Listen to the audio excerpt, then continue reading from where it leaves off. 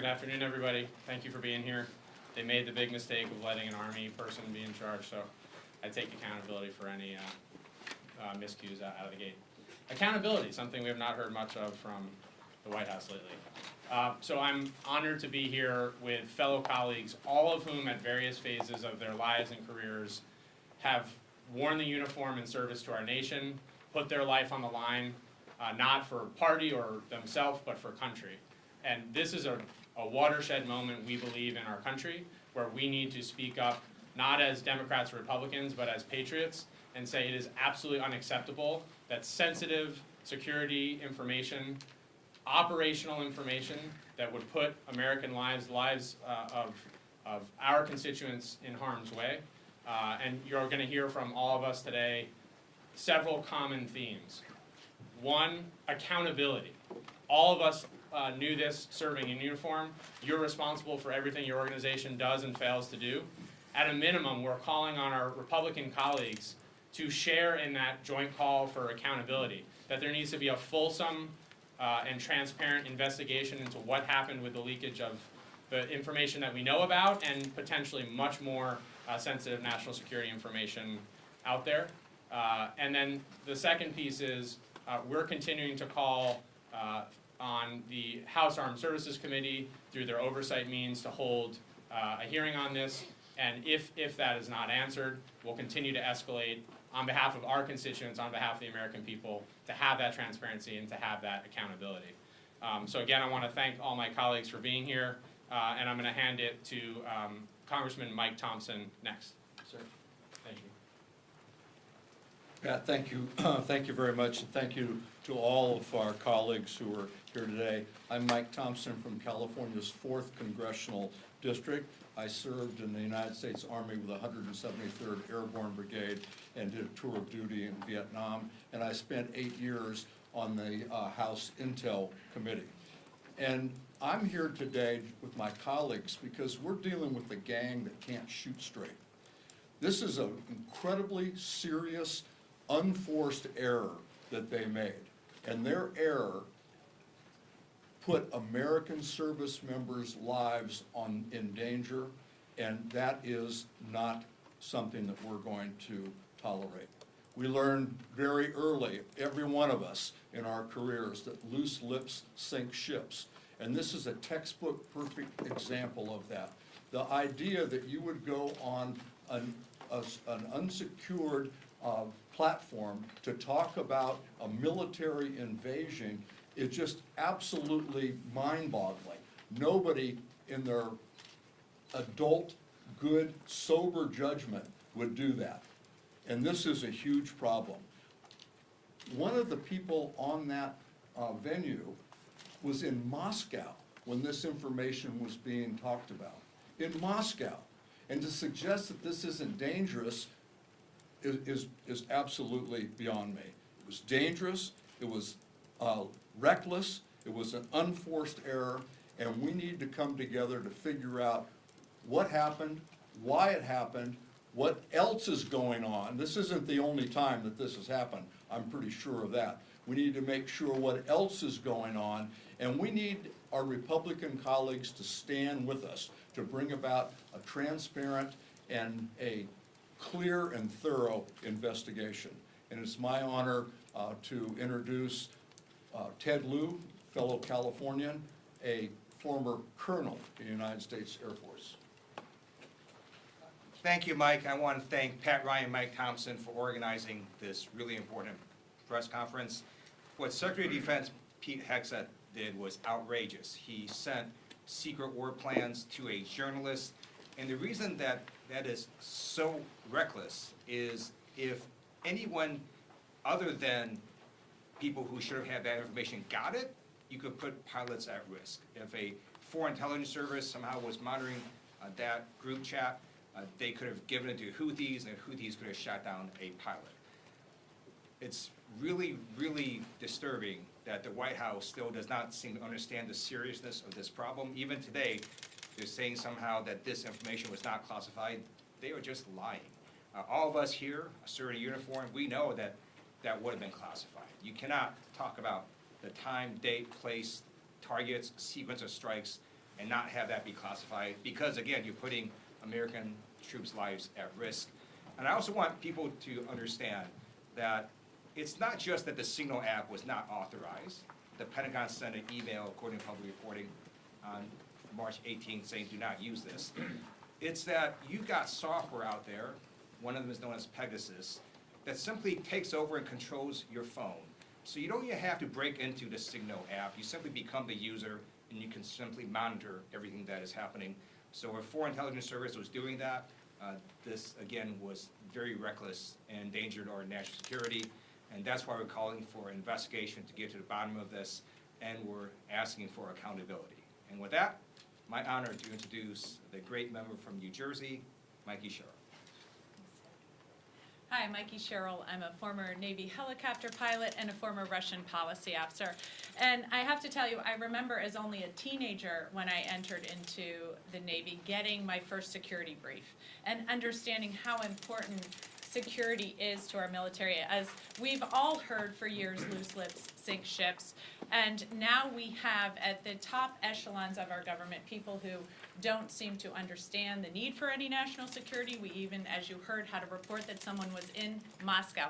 Having traveled myself to Moscow, I know the type of operational security that is expected there of military members. I know the briefings that I received. And so to think that now we have a government that is has so little concern for our security is really, I think, infuriating. And to see all of these members here who have served, who know that their lives have been on the line, and know that what the minimum that they should be able to count on is that their own government is not going to sell them out to foreign adversaries, that their own government is going to take their security seriously. And yes, to think that anybody is saying now that this was not secure information or this was not secret information or classified information, anybody who knows anything about this area, and there are people on that signal chain that know better, know that this is classified information. You don't give targeting information, you don't give time, and you put people in danger. People's lives, American lives, were in danger because of that signal chain.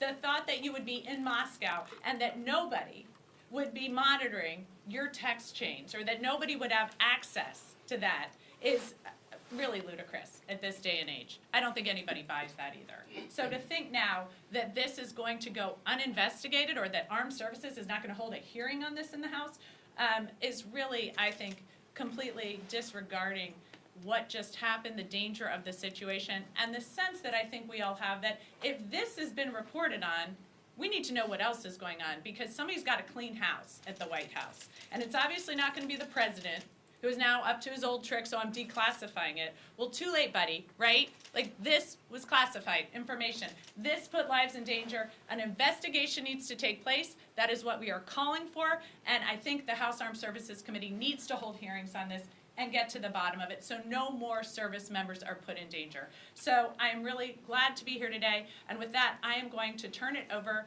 to my colleague, Salud Carbajal, to speak next. Thank you.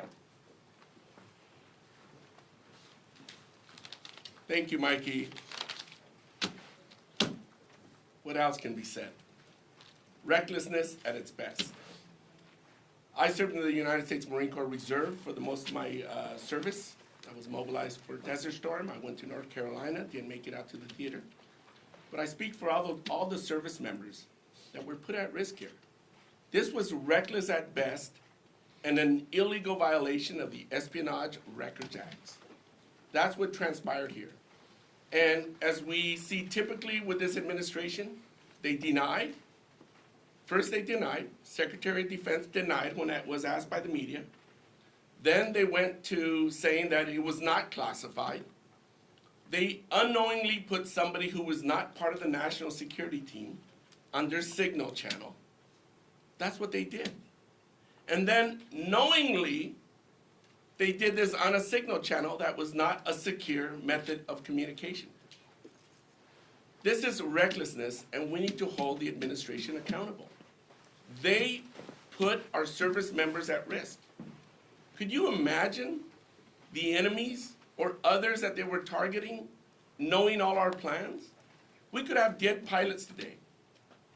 We could have dead pilots today and so many others that could have been injured or killed because of their reckless behavior. This is amateur hour. And the Senate confirmed this cabal of incompetent buffoons. Let's call it what it is. So today, I think I'm glad to join my fellow veterans, calling for accountability, calling for the cleaning of the White House, and taking action to make sure that this ridiculous behavior doesn't happen again. With that, I will introduce Congressman Derek Tran. Chris DeLuzio. Oh. See, I said, Oh, wait, whoa. here. We're gonna get the Marine out of the way. You know what? He's still learning the They wrote it. ABCs. They wrote it in crayon. That's why. No offense to Derek. We're gonna get up Congressman Chris DeLuzio. Thanks. It's all right, Salute. Thanks.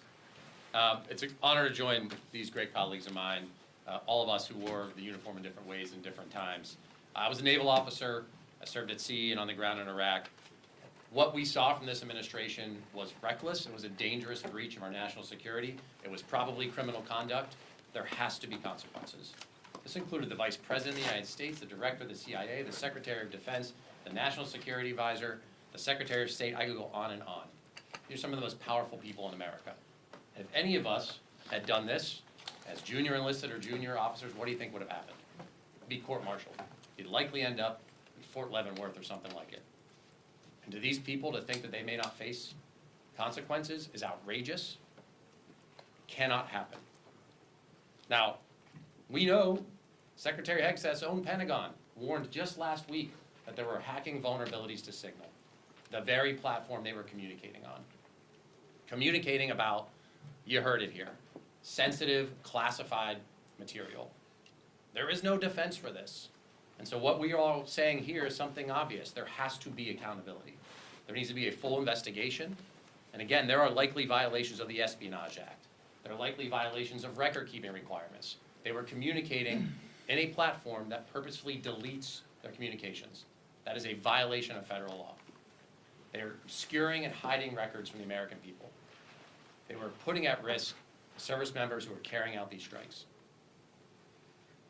Now, I said heads should roll. There have to be people who lose their jobs over this. There has to be a full investigation. I serve on the Armed Services Committee and join in the calls that there is a full public accounting for what happened here. And when we uncover exactly who committed wrongdoing, if those folks don't resign, we should remove them from office. There can be no defense for this. They put our national security at risk. It is our duty in Congress to make sure that oversight happens, and I know these members and I will do everything we can to make sure it happens. So with that, I'm honored to introduce a fellow Pennsylvanian and veteran, Congresswoman Houlihan, excuse me. Sorry. No worries. And thank you very much, and thank you very much for organizing this and this opportunity to reiterate what has already been said. When I was a little girl, when I was 10 years old, I lived in Annandale, Virginia. My dad was the Navy person responsible to Secretary Brown, Secretary of Defense Brown. Under his bed, my father's bed, was a red phone. And I was instructed as a 10-year-old, never, ever, under any circumstances, do I touch or pick up that phone. Because that was the way that they were able to communicate back in 1970, whatever, to make sure that they could have conversations, active conversations. Fast forward to the 80s, when I was an active duty lieutenant myself and spent the bulk of my career in a skiff, having learned all of the different ways that you manage classified information and don't manage classified information. If I had done this as a junior officer, I would have absolutely marched myself into my colonel's office and resigned on the spot. In addition, I would have expected to be sent to jail. So Pete Hegseth, Mike Waltz, Marco Rubio, listen to this list. Tulsi Gabbard, Kash Patel, and every other Trump administration official who uses Signal for war planning and mission execution has to be held to account for their stunning incompetence and their intentional clear defiance. So that's what we are all doing here today. We want to make sure that the hearing is called. We expect, frankly, that no hearing will be called, and so that we will have to, at some point, escalate this. But for either this group of cavalier officials does not grasp the danger that they have put our nation in. If they don't grasp that, they just don't care. So either way, whether they care or don't care, know or don't understand, this is a colossal screw-up, and they need to be accountable for that. So the issue for the administration is not to address, we talked about some red herrings, how a reporter got added to a signal chat. That's a complete red herring. Although the gaslighting currently underway from the president and the National Security Council and themselves that's what they're trying to fool you with. I can tell you exactly what happened. We all use Signal. Accidentally, Mike White typed in somebody's name and he got added to the chat. And the rest is, as they say, history. And it's history because we now have the receipts. We can now, thanks to the Atlantic's reporter, have the magic of screenshots. And so if we're being told that there is nothing to see here and that none of this is classified and that no information was shared on an unsecured or unapproved communication platform that was classified, then that's just fine. Then show us the money, show us the receipts. Don't edit it, don't redact it, don't disappear it, release it, and release it right now. But we know they won't do that either. They're lying about what happened because it was reckless, because it was probably illegal. They're covering for themselves and for others. They're gaslighting us here in the Congress, you here in the audience, everybody back home. The same people who have spent months and in some cases years pursuing leaks of classified information and promised forms of legal retribution are now tightening their own ranks and closing their own ranks. So who gets hurt when that happens? We've talked about it a little bit. Men and women in uniform get hurt and possibly die. And the fact that nobody did die apparently right now is just an accident of chance and luck. So we, the American people, and us, the members of Congress, we owe ourselves a level of accountability, and we call for an investigation now. It is my privilege to introduce a fellow colleague, also from the Armed Services and Intel Committee as well, Representative Jason Crow of Colorado. Good afternoon. I'm Jason Crow from Colorado, and it is my pleasure to be here with my colleagues, my comrades and brothers and sisters in arms that represents almost 100 years of military service standing behind me here today. We all understand that our deepest and most sacred obligation is to protect the men and women in uniform who protect us every single day. There's nothing more serious that we do day in and day out here to ensure that these men and women are protected and that they can go home to their families when their mission is done. And it's that makes this incident, this reckless breach of security, so staggering, right? Because it not only put at great risk the lives of those airmen and women who were conducting an extremely dangerous mission that day, but it also represents a larger pattern. And I'd like to talk about that. See, this isn't a one-off event. This isn't just a singular mistake that the administration still hasn't admitted that it needs to fix. This is part of a larger pattern of disregard, of impunity, of not taking its job seriously in our most sensitive national security, life and death decisions. Whether it's transmitting the names of intelligence officers in an unclassified channel to the White House, whether it's Elon Musk's private employees hooking up a personal computer to a sensitive national security system, compromising that system, whether it's giving Elon Musk and his employees access to private, personal, financial, and data of American people. This happens over and over and over again. So the pattern that has brought to light through this incident shows very clearly that this administration simply does not care about protecting your data, protecting your information. It simply does not care to take seriously enough protecting sensitive national security information. Now, we hope that there was no damage done here. And we don't know that to be true because we still have to do the investigation. But folks, it is simply a matter of time before the culture of recklessness and impunity of the Trump administration is going to get a lot of people hurt very badly. And that will only be stopped if there's a change in culture. And the only way you change culture is by getting information, bringing it to light, and then imposing accountability on those responsible. That is what must happen. And if Donald Trump and the Trump administration do not do that, they are sending a very clear message once again that they do not care about the safety of the American people. Now, it's my honor to pass this over to another fellow combat veteran, Seth Moulton from Massachusetts.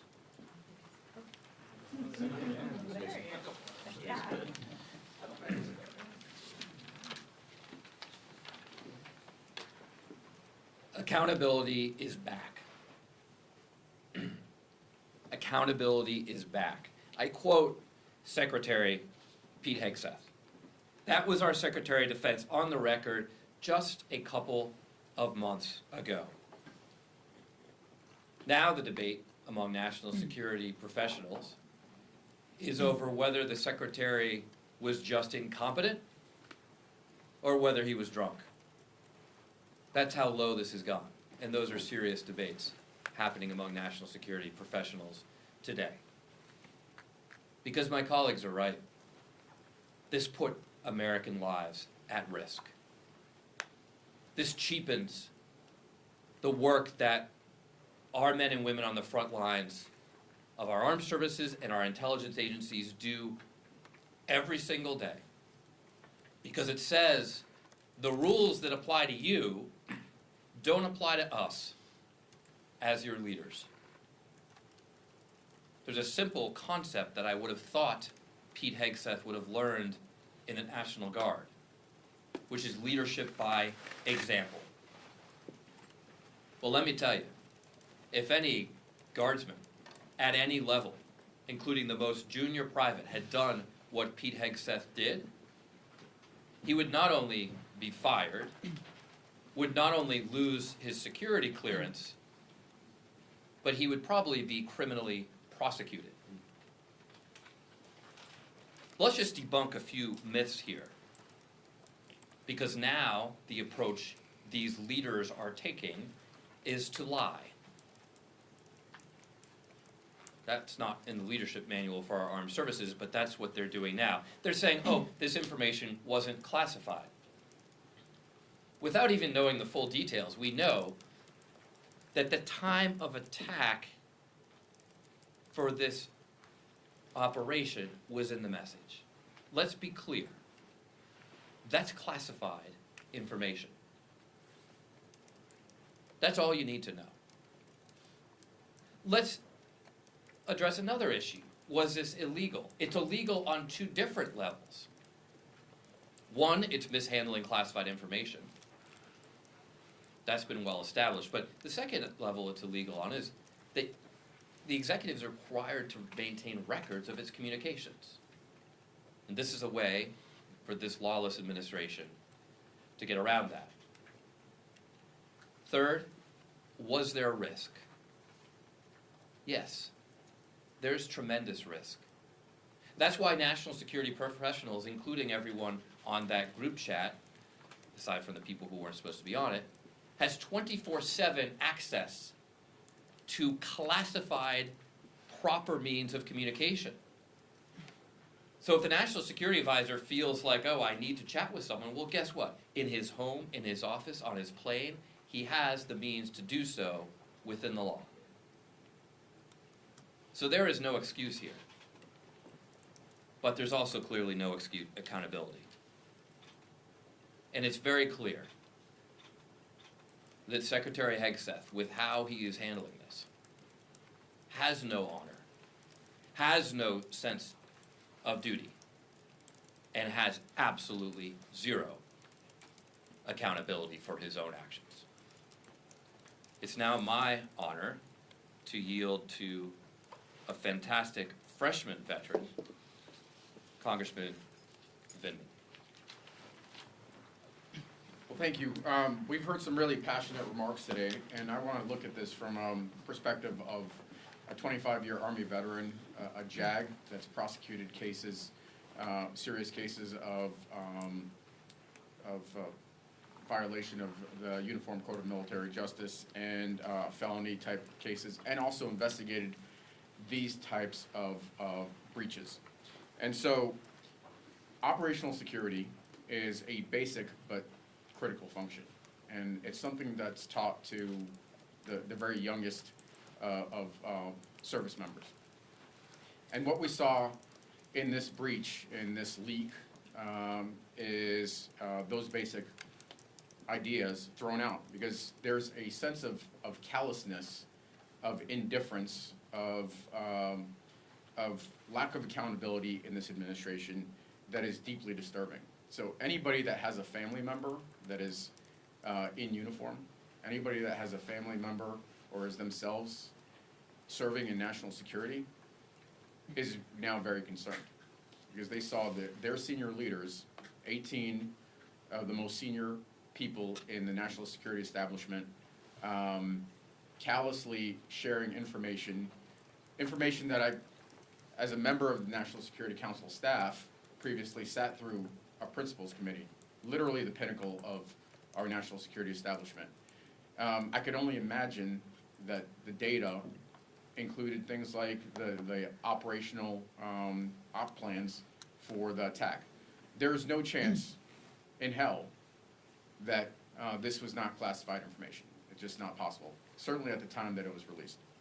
And so Signalgate is real, and we need to take appropriate measures to protect the American people and national security. And so the way you do that is you investigate.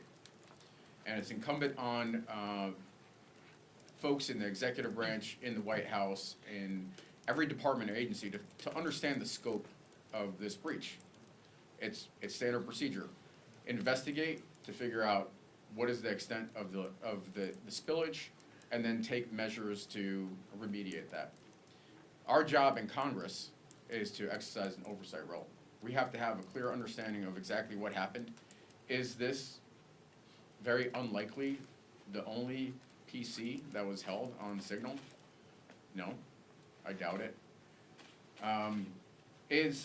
Who exactly was on this? I mean, there are references to the VP, and I only say this tongue-in-cheek. VP, Vladimir Putin. No, we need to understand very well exactly who did what to understand the full scope of the breach and take appropriate measures.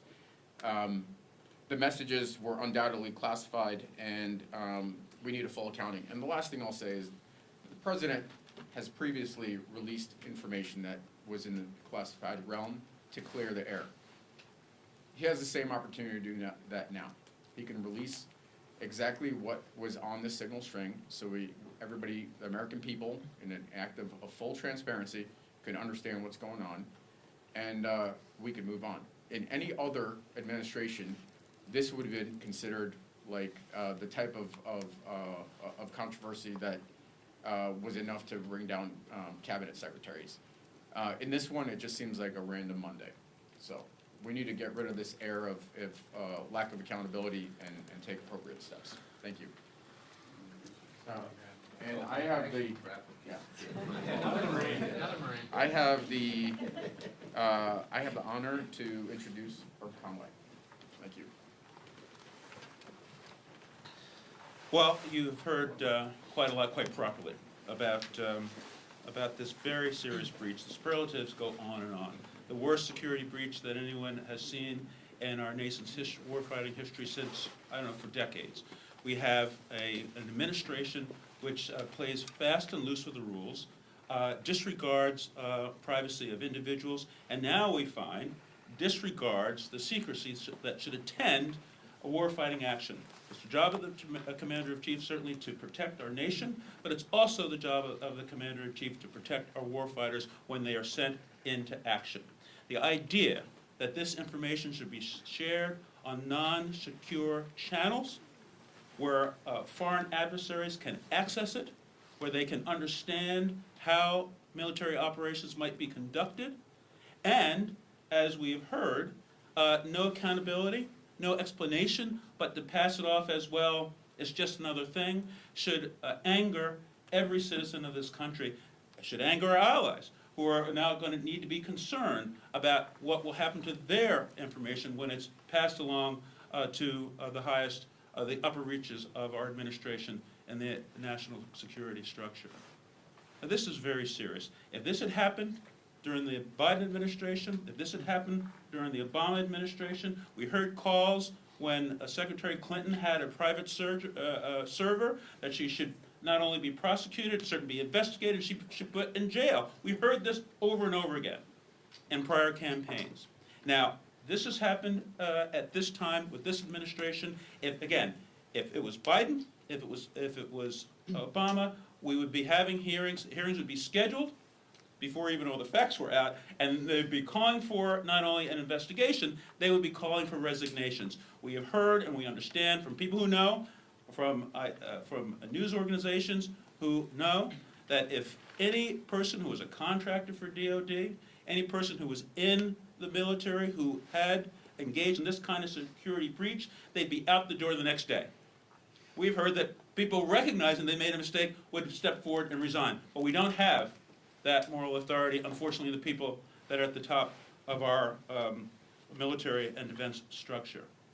And so we are certainly calling for accountability, but in this gentleman's opinion, a true accountability will occur when the Secretary of Defense Hegseth resigns his office, as he should, just like any enlisted person or any other contractor for DOD would have to do, and National Security Advisor Waltz should do the same.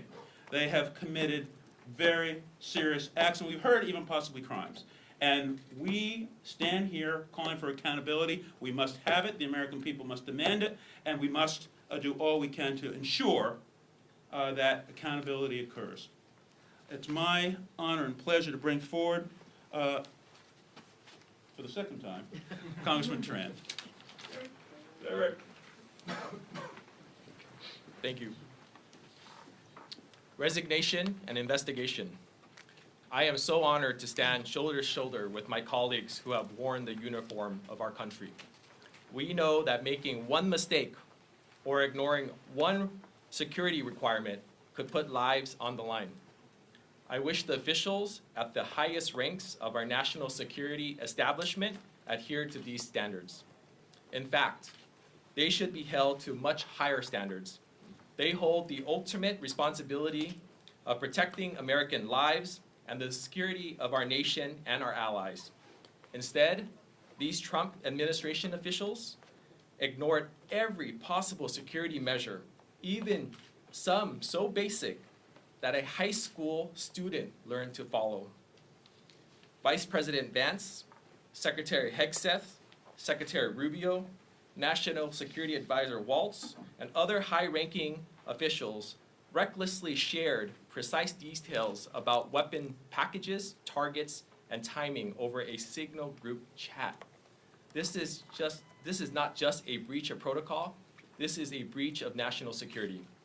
We know for sure that a journalist had access to the group chat, but what we don't know about still is who else had access. We need accountability. We need answers, not just who is responsible for these reckless actions, but what the Trump administration is going to make sure that this doesn't happen again. Resignations and investigations. Thank you. I'd like to invite up Congressman Gil Cisneros. Thank you, Derek. Thanks everyone for being here today and giving us this opportunity to speak to you about how gravely this is. I'm Gil Cisneros. I represent California's 31st Congressional District. I'm a Navy veteran, but also I was the former Undersecretary of Defense for Personnel Readiness, working in the Pentagon, understanding how the security of that system kind of works and how you communicate. And I can tell you this, when I was in the Pentagon, when I was the Undersecretary, never ever did we use Signal to plan anything, any meetings, coordinate any efforts, or give away definitely any details about operations that were currently going on. Anytime you talk with the Secretary or anything, right, is at a secret level. You have, as it's been already said, right, there are devices that you had. I had multiple devices in my office that we would secure on secured networks, right, and then you had your unsecured network. Any operations or anything that was going on was definitely over secure channels. And that was not happening in this. And the thing that is really bothering me about this is the fact, too, that, you know, every office pretty much in the Pentagon is a SCIF. I mean, definitely the Secretary of Defense's office, but yet he's communicating on his personal cell phone. You're not supposed to be taking cell phones or Bluetooth or any of those devices into your SCIF where they can be kind of tapped into and listened to and brought into that environment. there is just a complete disregard for OPSEC, you know, for Operation Security by this administration. And then the audacity there was that the secretary had actually said before this too, right, that we're gonna start getting down on OPSEC, that their OPSEC was tight, and they're looking into this. And he's actually talking about polygraphing, you know, people there at the Pentagon to find out where the leaks are. Well, problem solved. It's right there with the Secretary of Defense. He should be the first in line there. He's the one who is creating the problems. You know, OPSEC's supposed to start with him. As it's been said too, loose lips sink ships. That was something that every seaman learns when they join the Navy. It's right there at the beginning of boot camp. Nobody would have ever thought that it would start with the National Security Advisor as well as the Secretary of Defense, are the ones who kind of letting out the information of where the details of this exercise were and how it was going. And so with that, thank you very much. And now I have the honor of introducing another former Navy colleague, Jimmy Panetta. Thank you, Gil. Thank you. Let me thank Congressman Thompson and Representative Ryan for putting this together. And of course, it is a very proud yet disappointing moment that I get to stand here with my veterans and have this type of discussion with all of you. I'll keep it short because I'm sure it's probably getting to repetition. Some of you already finished all of your stories. But the fact is that repetition is kind of what we know up here, especially if you've served in the United States military. That's how they teach you basic things. And I can tell you that one of the most basic things that they teach you from the minute you take that oath is Operation Security, OPSEC. And you get it drilled into your head. And every member of the armed services, from the lowest enlisted, and yes, you would hope, to the Secretary of Defense, would understand the importance of OPSEC. And you have to understand the importance of classified information and handling classified information, because the problem is that classified information and that getting out can lead to the loss of lives, And that is what happened here. This type of breach, this type of carelessness, this type of recklessness put men and women in uniform in jeopardy. I have a nephew that's serving on a ship in the Middle East right now. His life, I can tell you, was in jeopardy because of this. Mothers and fathers whose sons and daughters are serving over there at this moment should be very angry. They should be talking to their members of Congress, Democrats and Republicans, about what we need to do to ensure that this never happens again. In regards to that, as you heard earlier, I too am dismayed at what would have happened if the shoe was on the other foot. If this was another administration and this happened. Where are our Republican colleagues? Where are our Republican colleagues who served in the military? Look, all of us up here will probably tell you we act in a very bipartisan manner. Of all times to be bipartisan, this is it, especially when it comes to this type of carelessness, especially when it comes to putting the lives of our military members in jeopardy. And so I'm here to basically say, to call out and to ensure that we hope that we can ensure not only oversight of this situation, but that this is a type of oversight that needs to be done by Republicans and Democrats, especially when it comes to the men and women in our armed services. And so I hope that's something we can continue to work on. If not, basically you're seeing who actually understands what it means to keep our nation secure and keep our men and women in uniform and keep their lives secure as well. Thank you. I'm the last one. Ryan, questions? Anyone have any questions? A few members alluded to actions you could take or ways you could escalate this particular issue. What options are available to House Democrats to force action on this security breach? Excellent question. I think what you've heard from everybody here is we need to dig into this. We need to find out what the procedures are that they follow. How do we know this isn't happening in other places? How did this happen? It needs to be a full investigation. We need full transparency. And what we're doing is we're calling on everyone in Congress to come to the front line on this to make sure we get those answers. I'll just very quickly add it. I mean, if House Republicans don't do the right thing by our nation, our men and women in uniform, everybody that was here today, we're going to ensure that they do the right thing. We will, every single day, remind people of the grave national security violation, the risk to all of our men and women in uniform, and we will not let them try to sweep this under the rug.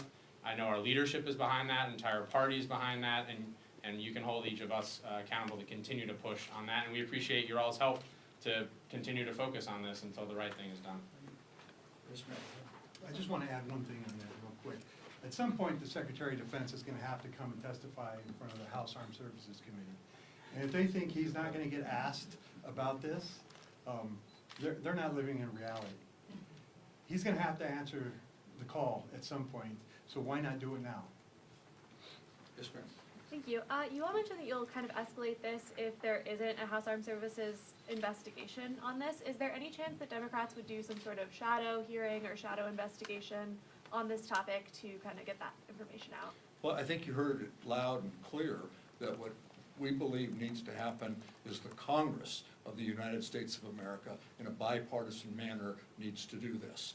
But as you also heard, if they don't, we're not standing down. The president a short time ago just said that on camera the information is not classified that he said it was shared. Do you believe that the president is lying directly, considering he wasn't on the call, and then following up, if the president said that the information shared was not classified, should the journalist who received the information be compelled now to share that information publicly? I mean, according to him, it's not classified, or be compelled to without repercussions. I may have been born at night, but it wasn't last night. There is no way in the world you can plan a military operation with airstrikes and have that not be classified to some level. It is absolutely absurd that they would think that anybody with any understanding of any of this would fall for that. Yeah, if I may, so I sat on Principals Committee meetings and dozens of meetings at the White House, and this is secret information. It's probably TS information. This is inbound aircraft, timetables. Before American personnel are in harm's way over over Yemen. So it's classified. There's no doubt about it. A private can tell you it's classified information. Just one more. Can you expand on what holding your colleagues to account looks like? Well, I don't think there's any bounds to that. We're going to do whatever we can to ensure that American military personnel are safe and that our missions are protected, and we'll do everything we can to make sure that that happens. If I may. But also, this is more than just members of Congress. I know we're up here talking about this. This is, like I said, the mothers and fathers whose sons and daughters whose lives are in jeopardy because of this breach. They need to hold their representatives accountable so that their representatives then basically actually have the courage to step up like we are up here and hold basically their Secretary of Defense and our military leaders accountable for this reckless breach. Thank you very much.